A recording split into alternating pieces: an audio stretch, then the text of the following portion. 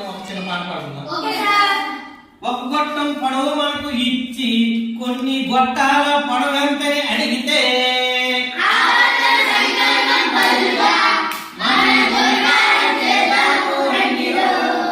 ఒక శుద్ధ ముక్క పొడవు ఇచ్చి కొన్ని శుద్ధ ముక్కల పొడవు ఎంతని అడిగితే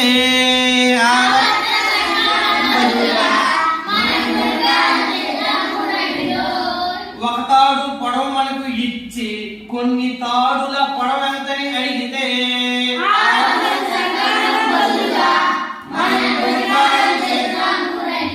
చూడమ్మా, ఇది ఒక గొట్టం కదా. ఈ గొట్టం పొడవు 380 సెంటీమీటర్లు. అయితే 3 గొట్టాల పొడవు ఎంత? ఒక శుద్ధ మొక్క పొడవు 10 సెంటీమీటర్లు. అయితే 3 శుద్ధ మొక్కల పొడవు ఎంత?